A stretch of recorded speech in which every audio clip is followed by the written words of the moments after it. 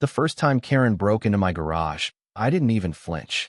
I just sat at my kitchen table, drinking coffee, watching the whole circus on my security feed like it was some late-night comedy rerun.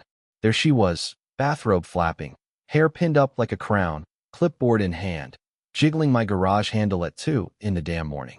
To anyone else, she would have looked flat-out crazy, but Karen? She had that look, you know, the kind where she thought she was running a primetime property inspection. What she didn't realize, and what made me lean back and chuckle, was that my alarm system didn't just shriek when it went off. It auto-dialed the entire HOA emergency contact list. And, thanks to Karen's own paperwork, her husband Greg's name sat right at the top. So when the alarm wailed and sirens echoed down the street, I saw Greg's phone light up on the nightstand. 90 seconds later, there he was barreling down the sidewalk in slippers, face twisted in panic, arms pumping. He caught her right in the act. My camera caught it, too.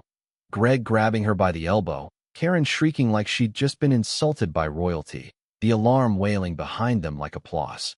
That's when it hit me.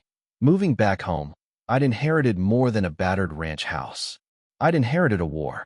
This wasn't how I pictured my return. After 22 years bouncing between war zones in the Army, I came home to piece together something simple. Dad's land had been whittled down, my brother sold off his share, and all I wanted was to tend to what was left, a cracked driveway, a 2-bedroom rancher, the old red barn that creaked when the wind changed. I didn't come looking for neighbors or drama. I just wanted quiet. But quiet is the one thing Karen can't live with. The second I parked my truck, she was on me. Clipboard, teeth-clenched smile, rattling off HOA commandments like she was reading from stone tablets. 3-inch grass, mailboxes at 90 degrees, garages clear of unsightly storage. I hadn't even finished unloading before she was asking for HOA dues and reminding me. She was the face of this place. I thanked her, shut the door, and made a note. Never underestimate the enemy. For a while, it was manageable. Notes on my door, snippy emails about my dad's tractor, surprise inspections if I so much as coiled a hose wrong. Annoying, but survivable. The garage, though, was different. That was my sanctuary, Dad's tools, my battered footlocker from overseas, a file cabinet stuffed with memories and paperwork. When Karen broke in with her clipboard and muttering about community inspections, something in me just snapped.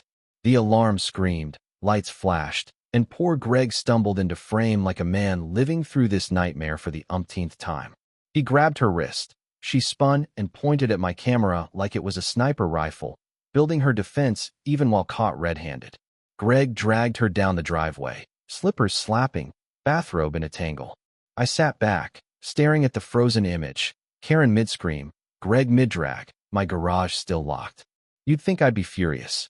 But the truth is, anger burns out quick. Patience, now that's lethal. Karen wanted to play queen. I was happy to let her, because queens fall hardest when everyone sees their crown as tin. The next morning, war arrived at my doorstep. A neon yellow violation notice taped to my door in Karen's jagged handwriting. Improper garage security fixtures. She claimed my alarm disrupted community tranquility. I laughed so hard I nearly spilled my coffee. She'd broken into my garage, dragged her own husband into it, and now I was the problem? I peeled the notice off, filed it under Karen's greatest hits, and caught Greg across the street, hunched over his car, mouthing sorry. Right then, I realized Greg wasn't her accomplice. He was collateral damage. Not that I pitied him. Not yet. But I started wondering how long a man could live in someone else's blast radius before he turns to shrapnel. That evening, I left the garage door open, let her see me working, let her know I wasn't hiding. The sun dipped low, shadows stretched out, and sure enough, I heard her heels. She stopped at the edge of the driveway, clipboard like a holstered sidearm. You violated code, she said, by locking my garage. I replied, all grease and sarcasm. She fired back about unauthorized alarm equipment. I wiped my hands and leaned in. Funny, I thought breaking into a neighbor's garage was unauthorized. Her face hardened. Don't be dramatic. Trust me, I said. You haven't seen dramatic. She scribbled on her clipboard and stormed off. It wasn't about alarms or bylaws. It was about power. Karen needed it like oxygen, and anyone who didn't bow was suffocating her. She came into my garage to prove she could. What she didn't realize was, every time she tripped my alarm, She dragged Greg with her, and every time she did, the whole neighborhood heard. The next escalation came quick. Another violation, this time my illegal bird feeder installation. That's right, a plain wooden bird feeder my niece built, now labeled encouraging unsightly wildlife. I hung two more, bigger and brighter, just to make my point. Karen snapped photos, clipboard shaking, Greg trailing behind her looking like he wished he was invisible. Then came the twist. Greg called me late at night. I don't know what she's doing anymore, he said, voice low and tired. She says you're a threat. I can't stop her. You could try, I said. He laughed, but there was no humor in it. She won't quit until she feels like she's won. Then maybe she should pick battles she can actually win. He just sighed. Watch your back. She's not going to let this go. For the first time, Greg didn't sound like a sidekick. He sounded scared. Not for himself. For me.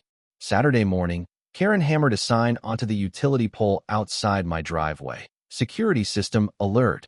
Aggressive homeowner. Beneath it, a grainy printout of my face from a doorbell camera. You can't post that, I shouted.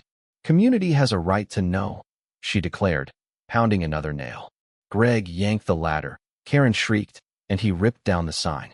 His hands were shaking. I realized then, this wasn't just embarrassment. He was terrified.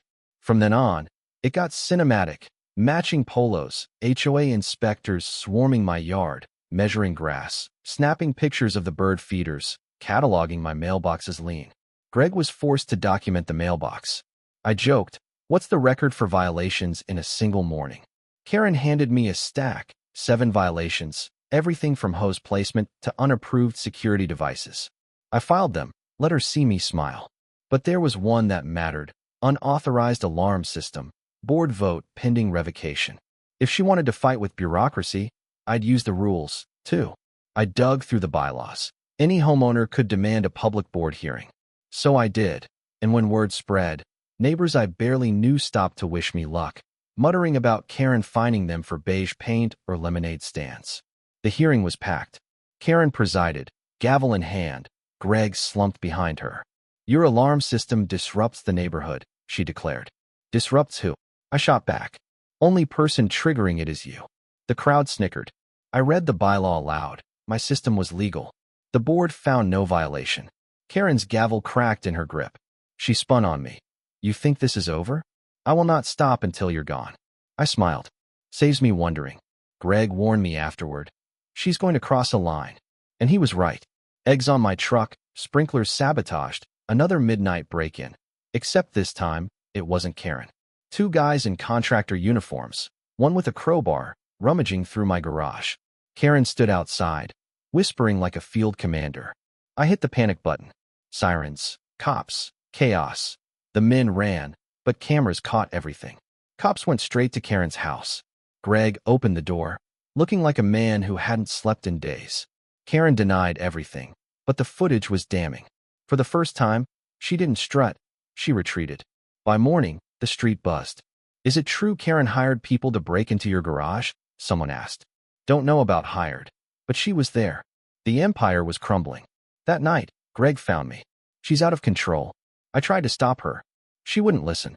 She kept saying if the HOA couldn't punish you, she would. He looked broken, a man waiting for the roof to collapse. Maybe it's time to let her, I said. He didn't argue. Emergency board meeting. The clubhouse packed. Karen looked like a cornered animal, Greg a shadow behind her. Feldman, the HOA president, rolled the footage. Contractors breaking in, Karen giving orders, her voice faint but clear. Karen shouted it was doctored, but I'd given copies to the police, Feldman, even the board. Mrs. Patterson, the one she claimed had a heart attack from my alarm, stood and called her out. Without you, maybe we'll have peace. The vote was unanimous. Karen was removed, cops let her out, and for the first time, she had nobody left to command. Greg found me as the crowd cleared. She's not done. She'll twist this. She'll make herself the victim. Next day, news vans swarmed the neighborhood. Karen, released pending investigation, stood on her lawn, crocodile tears flowing, claiming she was the victim of a smear campaign, blaming Greg for everything. Neighbors spoke up. Finally, stories of fines for paint colors and lemonade stands. Karen filed a restraining order, claimed I'd harassed her. My lawyer just laughed. But the point wasn't winning in court. It was to drag me through every inch of mud she could. Greg showed up at my door. "I'm leaving her," he said, voice shaking. "Not after she tried to pin it all on me. I defended her for years. But this is too far." I told him, "You'll have support. People see the truth now." But he warned me, "You don't understand. She'll burn everything." And he was right. I got an email, no subject, just a screenshot of me in my garage, timestamp faked to frame me as the one breaking in. My lawyer caught the fraud, but Karen had already sent it to the news. Suddenly, I was the suspect. Flyers showed up on every doorstep, the real criminal among us. I countered by opening my garage, let neighbors see for themselves.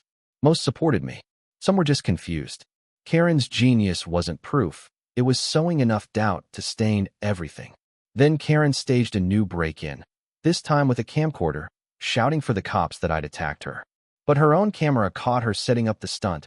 My security cams backed it up, and the cops cuffed her on the spot.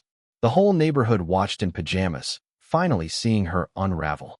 She was released on bail, but now the flyers accused everyone. Me, Feldman, even Greg. The DA pressed charges, trespass, harassment, evidence tampering. Karen fought back, wild complaints about poisoned flowers and hacked Wi-Fi, but nobody listened. Greg finally testified, admitting to everything she'd done, every scheme, every complaint, every fake vote. The neighborhood was stunned, but relieved.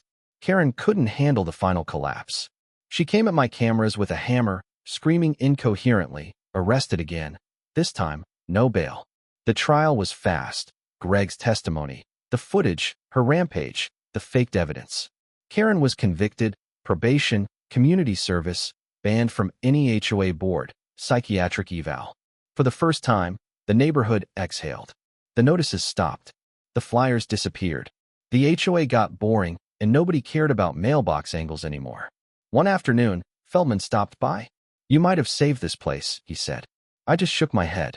I didn't save it. Karen destroyed herself. I just made sure everyone saw it. Greg walked past, a quiet nod, thinner and freer, like a man who'd finally crawled out of the blast zone. And as the sun went down, I realized every move Karen made, every attack, every lie. She was the one ringing the alarm, showing the whole world her crown was tin. Now, Karen's just a cautionary tale.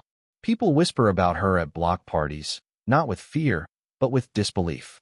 In the end, she didn't just break into my garage. She broke into her own life, shattered it, and set off an alarm you just can't silence. And you know what? That's the kind of justice you can't help but respect, even if it leaves the whole street wide awake. Let me know what you think. Was I right to push back, or did I go too far? Drop your wildest HOA stories below. I guarantee you can't top this one.